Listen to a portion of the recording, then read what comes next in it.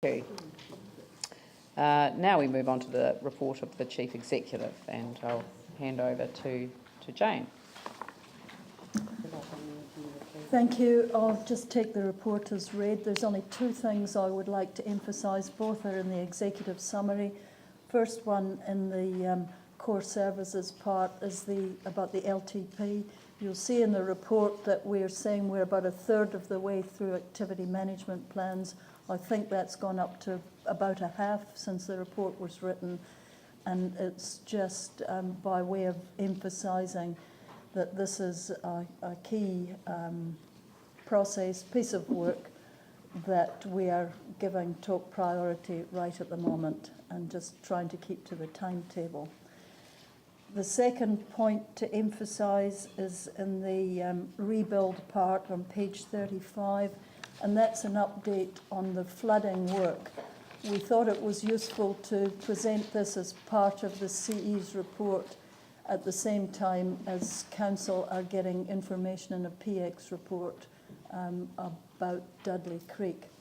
There is an appendix there which, on reflection, we should have given you an A3. It's on page 38 because it's a wee bit hard to read. But we really want to give you confidence of all the work that is underway, which includes mayoral task force.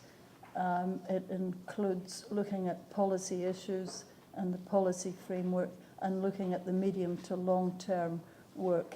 In behind the bar charts on page 38, there's schedules of projects that are happening. Other than that, I'll just take it as read and take any questions. Thank you. Thank you. Phil, Pauline. Thank you for your report, Jane. Can I just ask you about the table on page 23 and under core services update, and with the capital program, just the information we've got to date, that the planned spending was almost $60 million and the actual spending is 23.3. And I'm just wondering really what that can tell us in terms of how we plan our future capital expenditure, because clearly from this table there seems to be potential for actually deferring some projects. When ELT bring you the proposed capital programme for the draft LTP, one of the things that we're looking at is exactly this. So we normally wait till year end and have carry forwards. What we're going to do this time is look at what this is telling us now in terms of the need to smooth out that programme now, so that we can actually cope with what we've got in the programme. So, long answer, but the main point is that when we deliver you although it's this year's capital programme, when we talk to you about the 10-year proposed programme going forward, we will incorporate exactly the point that you've made and come up with some suggestions there. Pauline? Jane, I was just wondering about the master plans and why Edgeware's not actually included in here. Is it an oversight, or is it here and I can't see it? No, it's the issue is if there's no change to the last report on the master plans, they're not included again. And this is one of those ones where that is the case. And I have here somewhere in a bit of paper what the update is. And I'm sorry, I thought I had emailed you that. Oh, I'm sorry, I haven't seen it, Jane. It maybe I haven't checked this morning. Yes, you did. And the answer was, it's not an oversight. There's no update from last time. And Carleen has suggested that if there's no update, we don't include it in here. And when I find my piece of paper, I'll email you what the last one said. Thank you, that's fine. Yanni? Thank you. Thank you for the report. Several questions. I'll try and keep them really brief and succinct. Can we get a list of the optimisation program of the horizontal infrastructure so that we know what's going to be fixed and what's not? Is that possible? Because I think it'd be useful for us to actually publicly be able to tell the community what's currently funded and what's not? I think what we were planning to do was, again, part of the proposed draft LTP CapEx programme was highlight to you what's there. But I that's don't think we funded. can wait that long. Like, it's already been That's agreed and optimised, and so I can't understand why we can't actually tell people now, and certainly councillors I think would want to see it. We've had the presentation, the workshop, we saw what the proposals were, but we've never been given the finalised outcome of that. The only thing I'd say is that at the moment, we'll give you what's put in. There's still a category of work around about $200 million worth of work still got to go through HIG and what that's containing. For example, at the last meeting, we signed in a whole pile of the Sumner Road. So basically, the Sumner Road's going to design. It's not actually going to construction at this stage, but it is proceeding. So that is not a definitive list of here it starts and here it stops. And at the moment, there's still $200 million worth of work unallocated as part of that optimisation process. So we will need to finalise, as Jane says, for the LTP, or at least take the best guess of where they're sitting. At a high level, certainly there could be a table, but I wouldn't go out and say this is in and that's out, because it's actually not it's a moving feast still. So I guess I'm kind of struggling. What's the process for us confirming that list or seeing the timeframes? Like Sumner Road's a really good one, like that whole main road, ferry road corridor. I'd really love to know what's currently being on budget and funded and agreed. What have we still got to work through, and what's not in scope of, or on budget? Part of this relates to the independent review. So the optimisation process is just to deal with the amount of money that was allocated in the cost share, because there is no additional allocation, and we haven't allocated ourselves beyond the cost share contribution. And in order to establish who needs to allocate what, when the sort of wash-up review is done, that's when the final decisions will be made. They're not being made now. All they're doing is working to the current cap, and it's operating only as a cap because we haven't yet had the independent review. I totally understand that. I just think it would be useful for us to know what currently is being agreed to within that cap, and to tell our community actually what's happening. And we can say things will be being telling reviewed. them what's happening, yes, I think that's a very good idea, but telling them what's not happening is not accurate. So, and that's why you asked for something that was going to put an utterly misleading piece of information in the public arena, and I know you well enough to know that's not what you would intend. So if you are simply talking about what has been approved in the work schedule thus far, then that's absolutely fine. But if you are asking them to then say, and these projects are not going to proceed, then that would be misleading. I think it's not a case of saying they're not going to proceed. It's saying there's a process by which they're going to be reviewed and considered, and here's what that process is. So if you look at the main road master plan that we're currently engaged with people on, the difficulty is that we have no sense of what work is actually happening when, and we're basically getting, there's rumours going around in the community about certain things not being funded, not happening, other things happening. So I just think as much information and clarity which is we why can I get set up a working group on really alignment, between the two programs. So, the other question I had was just around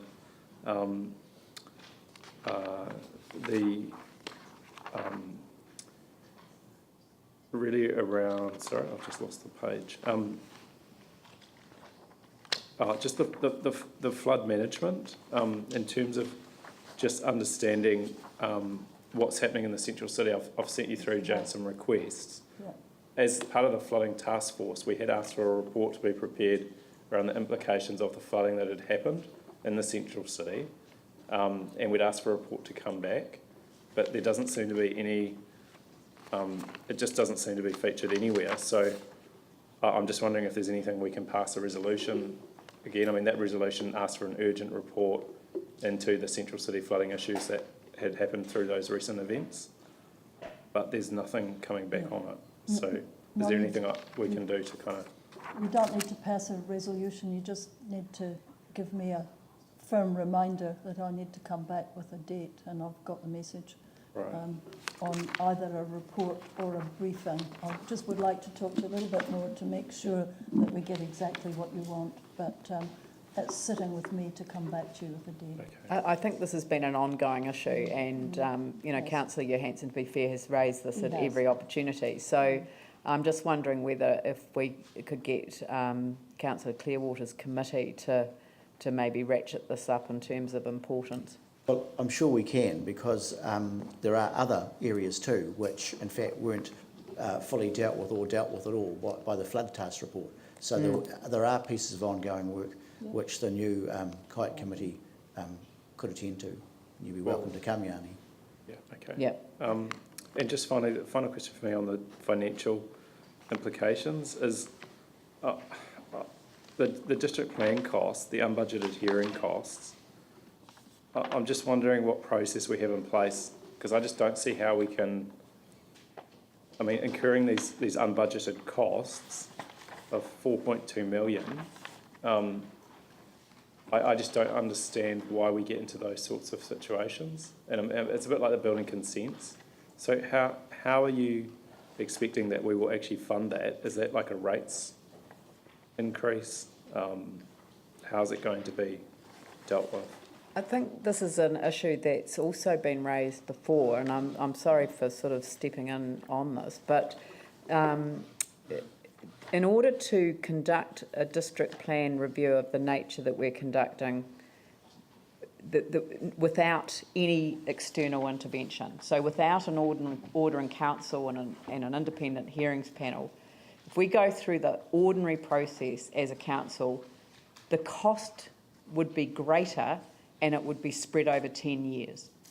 So what you're referring to as unbudgeted is actually something that was budgeted for prior to the earthquakes, but over a 10-year period.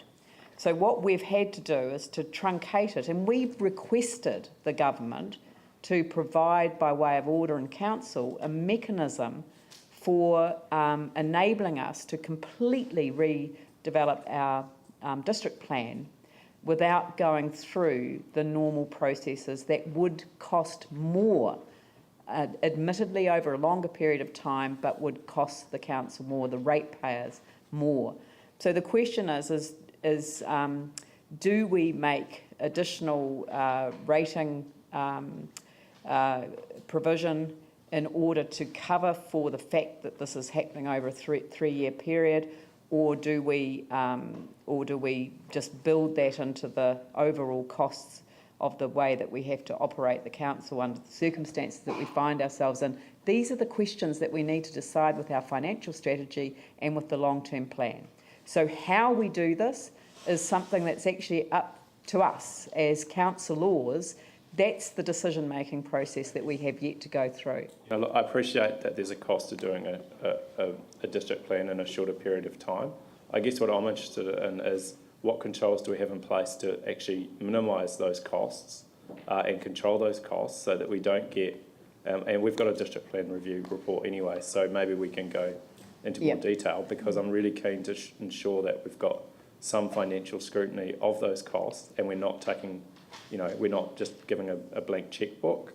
And also there is an issue around the delegation that staff have and how, getting retrospective approval for things to be spent doesn't sit comfortably with me. So, yeah. Yeah, and I also am very conscious of, our requirements in terms of costs, and that's why I'm particularly grateful that although the Order in Council says that we are liable as a council for all of the costs, the fact that the government is contributing half the cost of the hearings certainly has made a significant difference to the amount that we will be having to pay. So, are there any other questions? Jimmy Chen. Thank you, Mayor. Two questions. First one on page 32, the Hornby, the new service center and library. I remember last time the CEO also promised me would like to have a time frame put on the the content, but it looks like the same as previous months, no any update. I remember the staff, based on their oral speaking, regarding to the site selection, the progress, will be the report to the community board in October, and also the committee in the November, and the following to the formal council meeting. But I review these one paragraph, no any the time frame on this area, so I don't know whether staff have any the update the status regarding to this the kind of the project. Basically, the site selection, we have been looking at a number of sites. We have been talking to the Ministry of Education. It's not actually as straightforward as what we were hoping it was going to be. The sites that we've come up with close to, obviously, the Hornby shopping centre, transport networks, compromise the other use of some of the land that we were going on. One of the areas we were going to look at purchasing has been sold and developed into a retail precinct. And so we are just trying to get an optimisation of where that site is, and while we thought when we gave you that email that we would have that solution by now, but I can guarantee you that staff are working very hard on looking at those alternative sites so that we can come up with a couple of recommendations to the community board, and then we can actually bring them. But what we thought was reasonably straightforward has become a little bit more complex. So what's the time frame now, Dave? Yes, I'd have to go and check, but ASAP, I was hoping that we would get a report up to the community board in November, or this side of Christmas anyway. So I would actually, I must admit, I haven't talked to anyone about it for the last fortnight, so since we had a meeting and sent them away, but there's a number around the schools that they are looking at. But the compromise when it went on to the recreation reserve, quite compromised that recreation reserve, which is quite important for a number of the codes, and so we just wanted to make sure we'll look at other options, and then we will bring that to the community board. So, Okay. Yep. Comments? May I have comments? Sure. Yeah, because my understanding also wider the community, especially in the wider the Hornby area. Excuse me. The particular concern, because this site selection, has been undertaken since the September 2012. Up to now, more than 2 years, not any of the progress. That particular concern, this one. It's not the new director of infrastructure come here, just initiate, but there's kind of take the more than 2 years. Why so slowly? That's why the community raised a particular concern. I mean, I think that's a fair comment, and yeah, thank you. Second question. Thank you. Yeah. Second question on page 35 regarding to the district plan review time schedule. Because recently, my understanding, the council, the inter-public regarding to have a further the kind of submission, and extension the due date for the submission from original 8th of October till the 6th of November.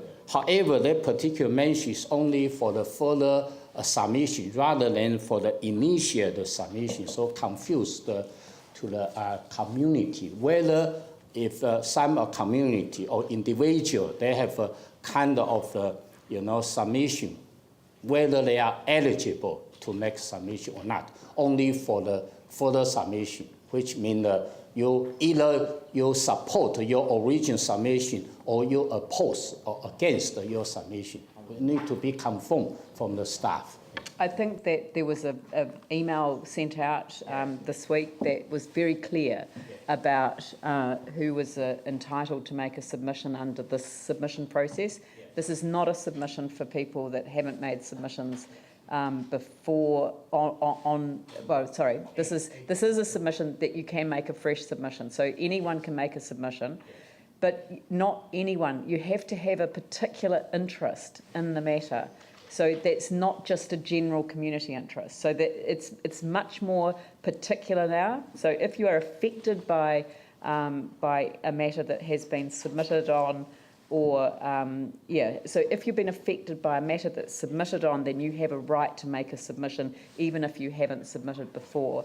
But if you see a submission, say you put in a submission and there's a submission that you strongly disagree with, then you have the right to make a submission on that submission, to say, no, I don't want you to agree with that submission. So I think as a council, we said that we were very keen to make a submission ourselves to the district plan review, so that the independent hearings panel would hear directly from the elected members of the council, and on the basis that we wanted to reflect our community's strong desire for urban design to be a feature of our brand new city plan.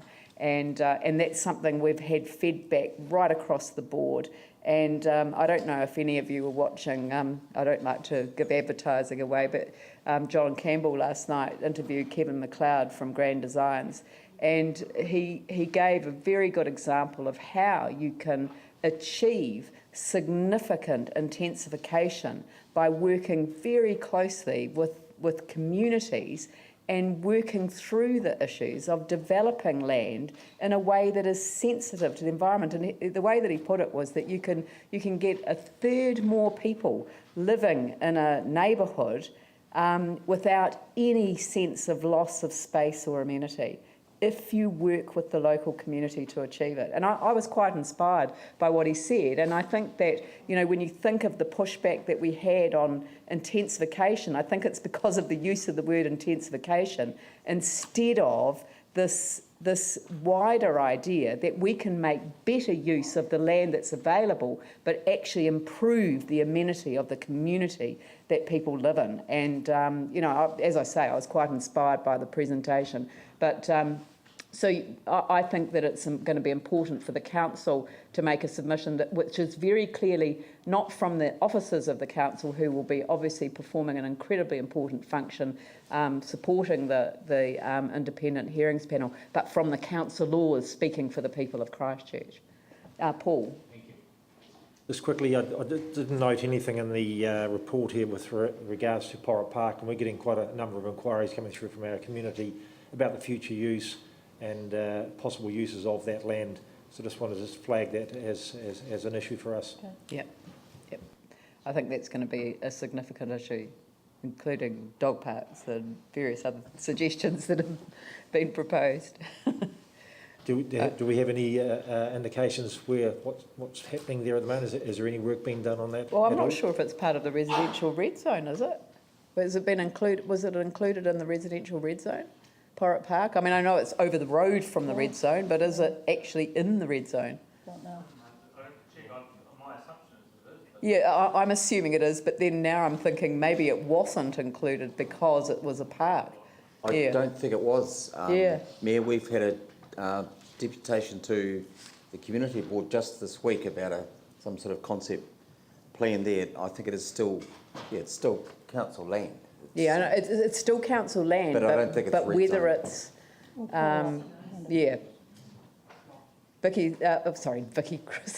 Chrissy Williams helpfully advising that it's not. But anyway, no, well, I think we'll have to take that further and find out.